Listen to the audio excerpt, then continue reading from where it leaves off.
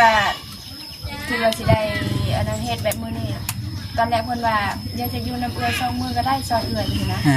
ก็เลยว่าอยู่ไปก็เห็นว่าโทรหาทองไซอยู่ว่าก็เฮ็ดงานเด้อตอนนี้เด้อคิดว่าเพิ่นก็สิเข้าใจในนั้นนะก็เลยว่า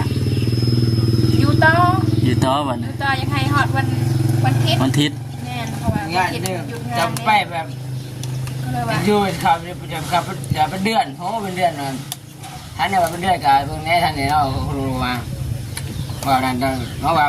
จะถึงเดือนที่ไหนบ้างมันบอกคอยปิดไปเลยเนี่ยแล้วกันปิดไปเลยเนี่ยกันแล้วจะเห็นงานก้อนจะคอยเห็นงานก้อนคอยคุยกันแล้วเขามาไล่ก็เลยปิดเลยคุณคือเว้ยรู้ปุ๊บแต่เนี่ยนะชาวสิบ้านชาวบ้านการแบบว่าคุยกันแบบมันบกเข้าใจเนาะเขาคุยกันบกเข้าใจแล้วมันเกิดเรื่องเกิดราวว่าเป็นแบบนี้เดี๋ยวกับ FC เพิ่นหลาย FC เพิ่นคอมเมนต์เข้ามาบอกคำเข้าไปอ่านแล้วมันส่องของพี่บุญ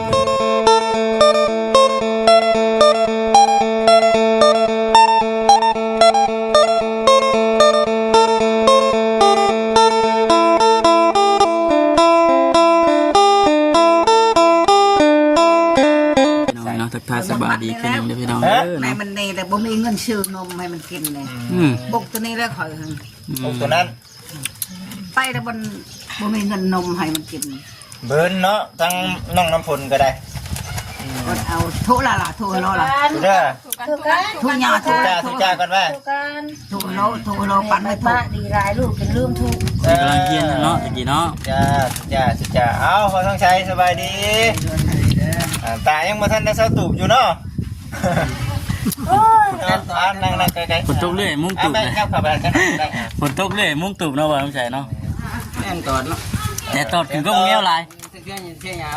เกี่ยวกินก็เงี้ยวลายเนาะถึงได้ระบาดนี่ดีใจแล้วบ่เป็นห่วงแน่เนาะแม่กับทั้งลูกแม่เขาไปเท่าแน่เราคิดกันน้อยเท่าไงจะที่ว่าใครได้เนาะหลายคนคืดด้วยในแหละใครก็คือกันพี่น้องเลยเนาะที่ว่าเพิ่นไปติดผู้ว่าซ้ำน้อยแต่บ่สะพลเนาะว่าทางนี้เป็นเฮงน่าใจห้อนเขาได้ทางนี้เนาะคิดแล้วเนาะเฮงขึ้นลายแล้วทางบ่อทองใสมันหากจะกินข้าวได้พุ่งเร่งเลยจ้ะมันกินข้าวนี่ไม่จักเป็นบ่กินอยู่ปกติอยากกินข้าวยินว่าจะว่าผู้ข่าวว่าเมียบุญเนาะหากมาเมื่อเช้านี้ตีน้องมาเมื่อเช้านี้เห็นอยู่คลิปทางน้องๆก็ได้เอ้าว่าฉันเดี๋ยวไปเบิ่งก่อนนะว่าฉันนะอันนี้หากเห็นเมื่อเช้านี่อันบ่คอยจับโทรศัพท์นะหน้าบุกก็ดีครับนี่ก็มันก็หน้าผ้ามานุ่งชุดไทยหน้ามาเลยอยู่นุ่งชุดเฮ็ดเวียกนั่นฮะขึ้นมาแต่หน้าว่าจิเป็นโทรมาบอกแล้วไปหาทั้งน้องๆคนก้อนว่าฉันนะคือว่าพากันบ่เข้าใจกันคือว่าไปทางคนละทางแท้นี่ว่านะคิดว่าในใจหันตอนไปหันน่ะคิดว่ายังไม่ได้ดำไปก่อนนะไปจากยังน้อยก็เพื่อจะดำหน้าค่ะได้น่าจาก4-5 แสนเขาได้เงินค่าปุ๋ยบ่ในความคิดว่าก็อาจจะได้ยังน้อยก็การอยู่น้ำกันหูจักอยู่ว่าหาน้ำกันแต่มันก็ไม่ได้ไกลมาได้ทำเมื่อยังไงก็ได้คิดว่าไปก่อนพอได้กันได้ทางนี้ก็ทางจะขึ้นได้เอาไปเฮ้ยว่าปิกนิกไปเลยก็เป็นตอบมาเยอะมากแล้วก็มันก็แปลกไอ้น้องคนนั้นมิดสมอยจะมีเยอะดิคุยไปเรื่อยๆตอนคุยกับเจ้าก็บอกว่าคอยคาเวียกอยู่ด้วยว่าเห็นงานตอนนั้นแต่นั้นตอนเปิดปากเงียบไปเลยวันนี้ได้วันนี้วันนี้ประหยัดเบ็ดแน่มันใส่ซากกับอะไรเอาไปใส่ซากคนก็ได้เอาไปเอาไปส่งก็ได้ที่โน่นเอาไปส่งให้ก็ได้แต่คนนึงกับเบี้ยเราคือส่งนะมาส่งข่อยแน่ดิแบตข่อยเบิดแล้วเนาะใส่ซากแต่นี่บนเห็นงานเมียกับบ่จักดิบ่จักก็นี่ไปทางใดนี่งงเลยขนาดที่นู่นยังไงขนาดแถวดงวงไฟใกล้ได้มันยังไปได้เนาะอยู่ป่าอยู่ดงยังไปได้บ่อะไรนี่มาก็คือว่าแน่แหละถ้าถามในเรื่องบ่ต้องใช้นี่ก็เมนความเราอยู่คิดได้คือกันคือกันเบิดเนาะ แต่ว่าคือในเรื่องน้องน้ำผลก็คือเอาแน่หั่นแหล้วเนาะบ่อยากให้มันเกิดหั่นแหล้วบัดนี้ มีหยังก็บอกกันคักแน่แล้วก็ไปนํกันแหล้วซะบัด บอก นี้ บอกเธอหนึ่งบ่ได้ยินก็บอกถ้าบอกอีกที่สองได้เนาะจะให้มันชัดเจนกันว่าอย่างที่ ของอันนี้เขาไปเฮ็ดงานแบบเคลื่อนไปเลยบ่หรือว่าจังไดนี่ ไม่แบบเวลาลูกค้าเพิ่นมีลูกค้าบ่ค่อยไล่บ่ซื้อกับเพิ่นก็ว่าบอลงานบอลหันก็มีมันมีบอลรายงานถ้าว่าหาหยุดก็หยุดไปซื่อๆบ่ได้มีเงินเหมือนถ้าเพิ่นได้บ่มีลูกค้าแบบเฮาก็บ่ได้เฮ็ดบ่ซื้อเพิ่นก็บ่ได้เงินให้ก็เลยว่าถามเพิ่นว่ามื้อนี้หาได้เฮ็ดเวียกบ่เพิ่นก็บอกว่ามื้อนี้อาจสิบ่มีลูกค้าดอกลูกค้าบ่ไล่ขณะนั้นเฮาสิเอาไปเฮ็ดงานอยู่บ่นั้น แล้วเพิ่นก็แบบเพิ่นจ้างเป็นรายวันเอาเลย อืม เพิ่นว่าไผสิมาอันนี้เพิ่นก็บอกว่าให้หาคนในบ้านประมาณ2คนเพิ่นอยากได้ อืม เพิ่นว่าเดี๋ยวสิหาให้ว่าขนมนี้ก็เลยบอกเพิ่นว่าสิ อืม ไปได้เพราะว่ามันก็บ่ได้ไกลปานใดหรอก อืม ขี่รถอัน3ล้อไปบ่อน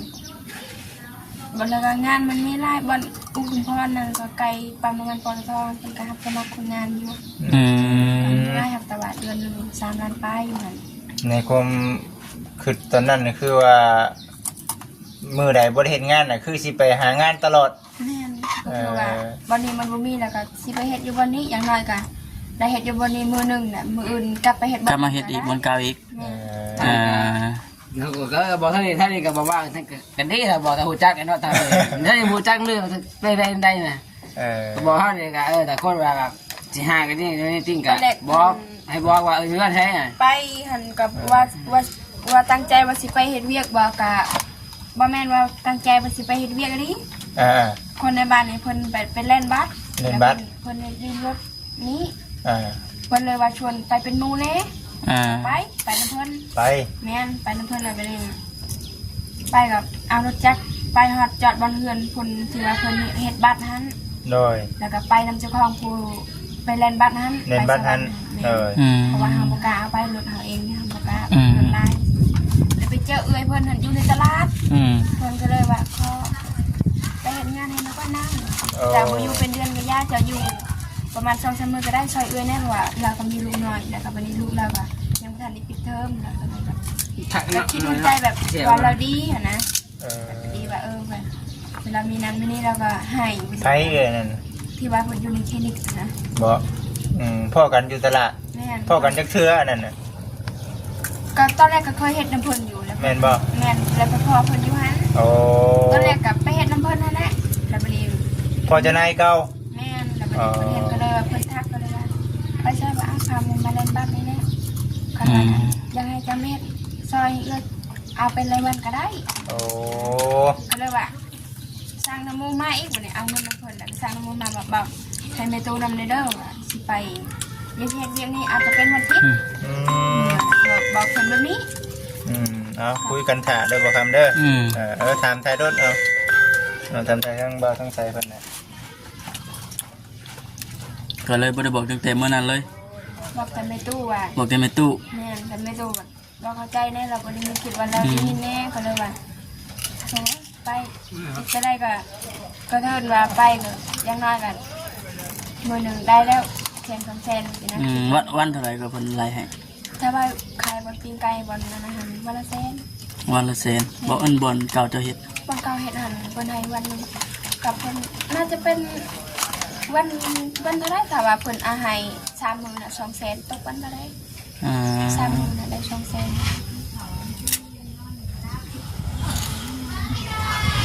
ก็เลยตัดสินใจเฮ็ดอยู่หั่น แม่ก็เลยว่าเพิ่นว่าอาจจะเป็นวันเสาร์อาทิตย์แหละลูกสาวเพิ่นพักเรียนแหละ อ่า เมื่อเพิ่นก็ว่าสิ อีกอย่างก็อันพ่อเจ้านายเก่าแน่ว่าซั่นเนาะบ่อนเฮาเคยเฮ็ดตะกี้ผู้อยู่เฮือนพี่เด้อบ่จักจัง เอ้ยเนาะ จะไม่นี่ไม่ได้ยังโมโหเนาะ บ่ว่าไผกันนะไผคิดที่กันนะเนาะแต่ว่าเฮาบ่ฮู้เจ้าไปหน้าบ่มื้อนั้นน่ะไปหน้า ไม่ไปเล่นน้ บ่ว่ามื้อนั้นน่ะมาเฮือนแล้วถามน้องไปตู้เพิ่น ำไม่ได้ไปกับงานไปทุ่มน้องทุ่มมันทำให้หน้าเรียกกันเนี่ยมันมีเป็นคุมนำเนี่ย อืม แถวจางเนาะได้ไปทุ่มนะมาแต่มาเลยว่า ถมดินนั่นก็เมื่อยแพงแล้วบัดนี้ติเพิ่นมาฮู้ว่าเมียอันบ่อยู่เฮือนน่ะ เอ็ดพิษนะผมคุดลงเนี่ยเลิกกว่านี้เขาทมขึ้นอีกแล้วเอาคุดไปว่าเขาไม่เห็นน้ำเนาะทมขึ้นอีกตัวเนื้อเลยครับเนื้อครับทมขึ้นนี่นะสั่งทมขึ้นอีกโว้ยว่าเป็นแรกก็แล้วว่าเป็นทมขึ้นแล้วกันเปรี้ยทอดไปเที่ยงแล้วสุดเดียวเราทมขึ้นสั่งทมขึ้นพิมพ์มือกันมันขึ้นช่วงอีวันนี้มันนอนเนี่ย คุดแล้วก็คุดมันเลิกเลยก็ทมขึ้นอีก วันนี้เอาจากคุณหน้านี่มันเขาคุดไปลงเลิกนอนเนี่ยบอกว่าขยายน้ำมันไหลไปสินะเพราะว่าคือว่าทำไมเสมอแหละคือแดดแล้วเลยแล้วเลยอ่ะเสมอแล้วเนาะแล้วจะเอาขึ้นสู้ในสู้นะมันน้ำไหลมันไปดีครับเป็นน้ำ เมื่อยมันง่ายจะปวดคอกลับมาเทือนเนี่ย มันจะเรียกปืนแบบยังไม่ให้พ่อเรามาได้เลยได้พ่อมาตอนนี้เราอีกแบบหลายเดือนพ่อทำแบบคนหาได้เนาะเป็นหาเมียคนตายผมทำเรากันเนี่ยเลยเนาะนับให้คนมาใช้ใครจะไหวเนาะไม่ใช่อ่ะแม่ต่อมามันไปที่โน่นเนี่ยไปยังที่โน่น ฝากความไว้ในเพลินบอกคิดว่าสิได้กลับเนาะคิดว่าสิได้อันนั้นเฮ็ดแบบมื้อนี้ตอนแรกเพิ่นว่าอยากจะอยู่น้ำเอื้อย2 มื้อก็ได้ซอยเอื้อยอยู่นะก็เลยว่าอยู่ไปก็เห็นว่าโทรหาทางไซอยู่ว่าก็เฮ็ดงานเด้อตอนนี้เด้อคิดว่าเพิ่นก็สิเข้าใจในนั้นนะก็เลยว่าอยู่ต่อบัดอยู่ต่ออยากให้ฮอดวันอาทิตย์แม่นเพราะว่างานเนี่ยจำไปแบบอยู่ครับประจำครับอย่าเป็นเดือนเพราะว่าเป็นเดือนนั่นท่านเนี่ยว่าเป็นเดือนกับตรงนี้ท่านเนี่ยเราครูมาว่านั่นเพราะว่าจะถึงเดือนที่เลยบ้านมันบอกคอยปิดไปเลยเนี่ยแล้วกันปิดไปเลยเนี่ยกันแล้วจะเห็นงานก้อนจะคอยเห็นงานก้อนคอยคุยกันแล้วเขามาไล่ก็เลยก็ปิดมันปิดเลยคุณเด็กคือเวรู้ปุ๊บเท่านั้นนะชาวบ้านคือการแบบคุยกันแบบมันบกเข้าใจเนาะเขาคุยกันบกเข้าใจแล้วมันเกิดเรื่องเกิดราวว่าเป็นแบบนี้เดี๋ยวกับFCเพิ่นหลายFCเพิ่นคอมเมนต์เข้ามาบอกคำเข้าไปอ่านแล้วมันช่องของไอ้บุญเพิ่นอ่านว่า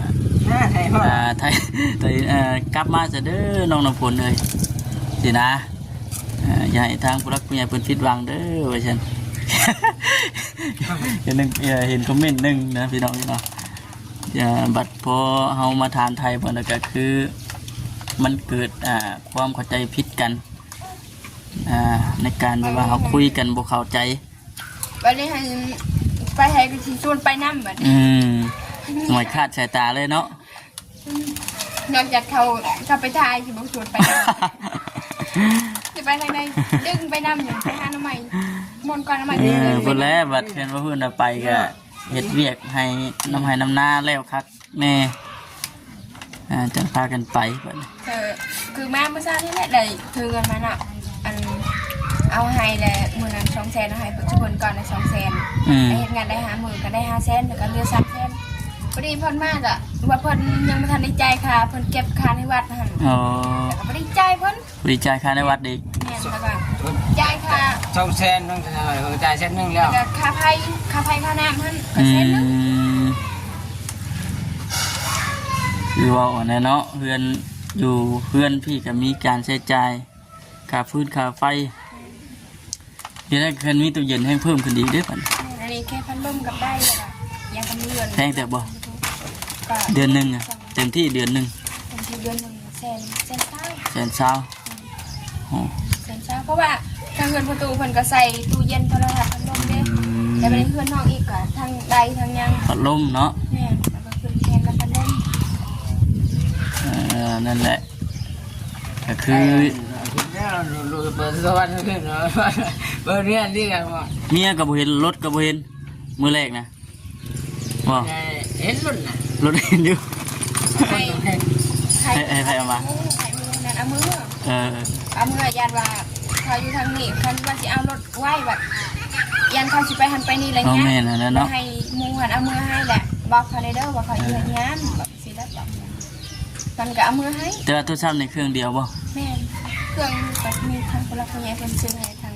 บ่ต้องใช้บ่ได้มีโทรศัพท์บ่แต่ไปหาคนจังหวะติดต่อกันยากแล้วเนาะแบบเว เวลาคือปลาเพิ่นบอกว่าบ่มีเน็ตภาษีกันแล้ว นั่นแหละสาเหตุที่ว่าติดต่อกันบ่ได้วันนี้คือสิ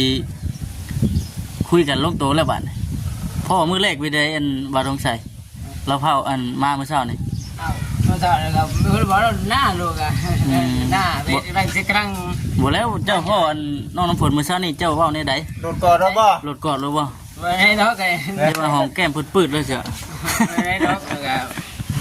ไม่เอาเลยครับมาแล้ว ไม่ว่าเจ้าเนาะ มีแต่ว่าคุยกันเข้าใจกันคักแน่เด้อบัดนี้เด้อเนาะหนึ่งมาคือบ่อยากให้ผิดกันนั่นแหละผัวเมียเนาะผิดกันกับบ่วิดได้แม่นอยู่ให้กันปุกๆเป๊กๆนี่ก็ธรรมดาผัวเมียคือว่าเลย อันนี้ไปกับรู้สึกว่าได้ผิดยันถ้าคิดว่า เออในผมคิดว่าเจ้าของคือว่าบ่ผิดกันนะติ เนี่ยก็ แต่ครับโทรมาก่อนน้องเบิ้งก่อนดูแล้วเป็นโทรมาเนาะโทรได้พิจารณาคิดทั้งหัวใจเนาะหนาโทรก่อนยังไงนะแดงนี่มันคิดอะไรมันหายบ่อยคิดบ่อยน้ำหูเนาะ วันนี้ก็ว่าคันอยากฟ้ากันอยากเลิกกันก็บอกกันดีๆก็ได้ดอกว่าจังวันนี้ก็ได้คนนี้บอกได้เห็นที่บอกคลิปน่ะยังบ่จ้างว่าโอ้ยเนาะน้ำตาลูกผู้ชาย ทราบเป็นเบิ่งไปแล้วอัปเดตอันนั้นออกแล้วก็ เราเลือใจแล้วเลยครับ ใจแห้งเราก็ได้เนาะพากันไปหา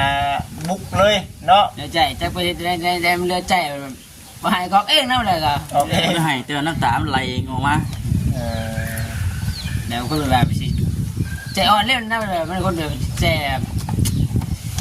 นี่เป็นยังไงนี่เข้าใจเมียคักแต่บ่หรือว่ายังมี ของคาอยู่ ของเข้าใจอยู่ น่าจะดีกับยังมากับถูกต้องแล้ว ดีเนาะ ก็บ่ได้แม่น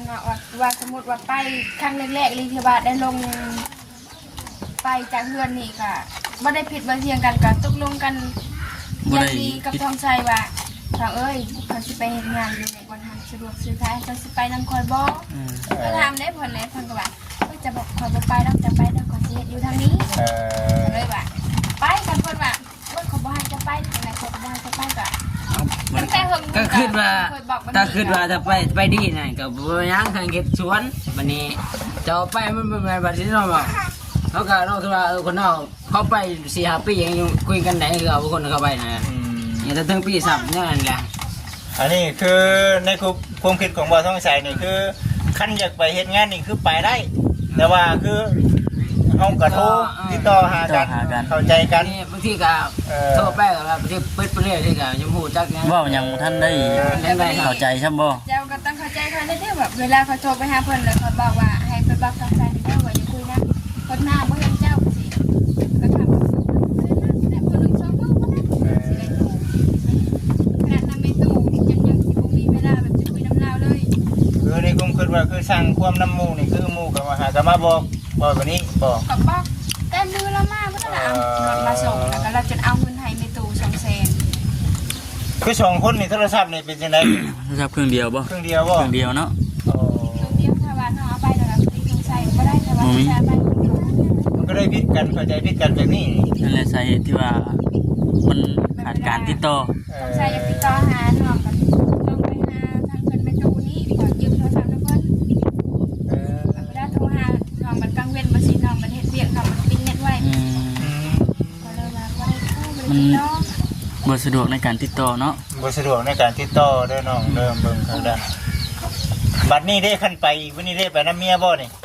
เอาแล้วเขาแล้วสิไปล่ะ คันเด้อเขาไปน้ำกันแม่นบ่ เอาแล้วเขาไว้แล้วนั่นแหละ เดี๋ยวเนาะห่วงเมียได้เนาะ เมียอยากไปก็บ่ว่าให้เมียไปดอกเนาะ ห่ว ไว้ งเมีย เนาะ ได้เนาะจังว่าคือว่าพากันโอ้ยว่าเบิ่งคักแน่แล้วบัดนี้ว่าบ่ต้องใส่เฮ็ดแล้วบัดนี้บุกเข้าไปเลยเนาะทางสิวงสิเว้นหั่นนั่นน่ะเขียวก็ได้นี่ว่าทีแรกเราก็ย้อนความเป็นห่วงเมียเด้อเนาะสาวคนเด้อเนาะ แม่ใจความรู้สึกเพิ่นอยู่เนาะ ใจก็ได้ อยู่ทางส่วนสาวคนเนาะก็ว่าเข้าใจข่อยน้ำแน่แล้วว่ะทีแล้วมันบ่มีอะไรโทรศัพท์ ก็ได้ ตั้งใจแบบถ้าหาบ่ไป แบบทำก็คิดว่าถ้าไปหาภาษีไปหาอยู่ในแบบ แล้วก็ว่าเราไปหาเรื่องไปดีกะว่ายังไปงานที่เนี่ยไปทางบุรีเนี่ยลุง ทางบุรีไปได้ในความคิดของเจ้าน่ะ ทางนี้กะไปหาผู้ชายบ่ยังบ่กะบอกเลยท่านก่อน แน่ ให้บอกทั้งนี้ก่อน ตั้งสิว่าสิคิดทีเดียวเลยนะเลยกะจบทีเดียวเลย จบเธอเดียวเลย แต่ขึ้นแบบนี้ดิ ใช่ไหมทางเขาไปผู้ชายไปผู้บ่าวเดินมาคิดทุกนี่มันเนี่ยมันจะขึ้นมันหัวสมองมันจะไปเป็นนาทีแล้วบัดนี้เนาะ นั่นเลยสามีเจ้าขึ้นอะไร บุรุษตุงตุ้ยนะหัวเนาะ เป็นผู้ชายเขาเดินกันอย่างจังแล้วอยู่ที่ก็ดูที่เนาะคอยจะปีวันนี้นะบอกเคยนั่นแหละคนอื่นเนี่ย โอ้ยมดในหัวนี่เราอุ้งใจดิเนาะพี่น้องเลยเอาเข้าใจทั้งสองฝ่ายเด้อพี่น้องเด้อบ่จิตเนาะมีแต่ว่าคุยกันให้เข้าใจกันคักแน่หั่นแหละ เอาว่าสิปะสมมติว่าไปแล้วสิปะโทรศัพท์ไว้ให้เพิ่นแต่บัดนี้สิเอาอยู่หุ่นมันบ่ได้มีพี่น้องเนาะสิติดตามน้ำพันพอว่าคิดว่าพอได้ให้เพิ่นแล่นมาหาสิคิดไปสิ เนี่ยมารักษาไง เนาะในความคิดของเมียนี่ก็ว่าบ่คิดว่าสิป้าสิทิมเนาะตอนนี้คิดไปแล้วบัดนี้เนาะท่านสิป้าก็บอกกันดีๆว่าซั่นเนาะไปซั่นแล้ว ก็คิดแต่ว่ายังน้อยก็ยังบ่ทันได้ลงหน้ายังน้อยก็ได้จัก 4-5 แสนพอได้กินทงยามลงไผลงหน้าได้บ่มันข้าไปนี่ไปจักมื้อแล้ว ไป5 มื้อ มื้อได้อยู่บ่ ก็ได้5 แสน มื้อละแสนงานวันนี้ยังบ่มียังบ่ได้เฮ็ดนี่ต้องไปเฮ็ดงานวันอื่นอีก บ่ได้เฮ็ดงานแบบว่าเป็นหลักเนาะไปเรื่อยๆ ถ้าว่าเป็นรักถ้าว่าอยู่บ้านนั้นได้บ่ได้ก็ต้องอยู่แบบเป็นเดือน เป็นเดือนพุ่นแล้ว แต่นี่แบบเฮ็ดรายวันแบบถ้าว่าเฮาเฮ็ดรายวันเพิ่นก็มื้อใดมันบ่ค่อยมีลูกค้าแบบเพิ่นก็บ่ให้นั่งอยู่ซื่อๆแล้วเพิ่นก็แบบบ่มีงานแบบนั้นก็ไปเฮ็ดงาน แต่ว่าบัดอันนั้นน่ะจังกลับมาเฮ็ดอีกติเป็นนี่เนาะ แต่ถ้าว่าเฮ็ดเป็นเดือนนะหั่นมีลูกค้าหรือบ่มีลูกค้าเฮาก็อยู่เต็มเดือนสิเพิ่นให้เราไปสิก็เลยคิดว่าก็บ่ได้แบบว่ามันเดือนเนาะก็เลยว่าแพลนเฮ็ดทางนั้นนี่บ่ได้มันมีก็ไปก่อนอย่างถ้ามาอยู่นี่ก็คันว่าสิดำนาดำยังก็ยังบ่ทันได้หอดดำ ทางบ้าน ทางป่าบัดนี้ก็ค่าเงินเด้ใส่ใจนะเขาจะละก็พริกมดเด้นมมดเขาเก็บ จ่ายแค่นั้นเนาะถึงที่จะดูคือที่รอแล้ววันนี้ แล้วคือในความคิดของทางสาวน้ำฝนนี่คือคิดว่ามีเงินมีคำชื่อหันชื่อนี่ชื่อปกชื่อคุยเกลือประเด็กปิ้งนัวในเงินในชานนุ่มลูกนุ่มเต้าเนาะก็ได้จำเป็นต้องได้ไปเกี่ยวกับเลยคือในเรื่องของทางบ่าวสงสัยติดต่อเมียบ่ได้ก็ขึ้นเป็นห่วงเป็นใยเนาะย่านไปน้ำผู้ชายย่านไปแนวทางบ่ดีขึ้นไปทางนั้นเพราะว่าเขาติดต่อบ่ได้ในความคิดของผู้นี้คือแบบนี้ แต่ว่ามันก็โบพิษทั้งสองฝ่ายที่ว่าที่ต้องขึ้นแบบนั้นเนาะเพราะว่าหนึ่งคือในเรื่องของบ่าวสงสัยแล้วก็คือเป็นห่วงเนี่ยมันเป็นติดต่อบ่ได้ก็เป็นห่วงไปเฮ็ดงานเพียรเหตุการณ์เฮ็ดงานเจอนี่ก็ดีใจเนาะบ่ได้ห้ามบ่ได้ว่าผู้เป็นเมียนี่ก็เป็นห่วงครอบครัวอยากหาเงินหาคำมาจุนเจือในครอบในครัวเนาะแต่ว่าจ่ายค่านี่เนาะแม่นแต่ว่ามันผิดตรงที่โทรศัพท์เฮามันติดต่อกันบ่ได้เนาะมันสื่อสารกันบ่โอเคแล้วก็คือการไปเฮ็ดเวียกเฮ็ดงานนี่มันบ่อยู่บ่งเก่าในความคิดของน้องแบบนี้บางอย่างเฮ็ดอยู่นี่2 มื้อเนี่ยบ่มีมื้ออื่นเราก็ต้องไปวันนั้นมันมีเพราะว่างานมันอยู่ใกล้กันมันติดกันก็เลยว่าไปง่ายมาง่ายก็ไปได้ครับแต่ว่าตอนแรงมาเรื่องงานมากก็มันนอนอยู่เงินบนคลินิกนั้นเพิ่นว่าเพราะว่าเพิ่นอนุญาตให้ไปเวลาแบบบ่มีเวียกเฮ็ดจะไปเฮ็ดอยู่บ้านเด้อละเด้อเพิ่นบอกสิตอนที่ว่านั่งสิไปเฮ็ดงานบอนขายปิ้งไก่หั่นกับเพิ่นเป็นคนบอกเพิ่นว่าเป็นอันพี่น้องของเพิ่นนั่นแหละเพิ่นว่าจังซี่เพิ่นไปซอยเพิ่นเพิ่นให้เท่าไหร่ก็บ่รู้แต่ว่าไปสิไป โอเคซะเนาะคือสีแนวนี้แหละคือสีเข้าใจกันข้างในละบัดนี้เนาะมีแต่ว่ามีหยังก็ค่อยร่วมกันเด้อเนาะอยู่มานอนคนละห้องบ่ได้เด้อเนาะผัวเมียคุยกัน เพื่อนบ่แทง3ห้องนั่นดิ เพื่อนสาว เอาแล้วเนาะ ปรึกษากันข้างในเนาะมีหยังก็ค่อยว่าค่อยจากันเด้อว่าสงสัยได้ก็ทั้งน้องน้ำพลเนาะอีซีมันก็เป็นห่วงเป็นใยนั่นแหละครับได้บ่เฮาก็สิครับคือกันแล้วเฮาก็ได้โอเคสบายดีเอาหักแพงกันเด้อน้องทั้งสองเนาะโอเค มาดีอุ้ยสิมาจอบอีกบ่ คุณสิมาจอบประชัน โอเคพี่น้องปั๊บนี่พี่น้องต้องแบตกระเบิดโอ้ยไปพี่น้องอยู่ดีแพงเด้อสบายดี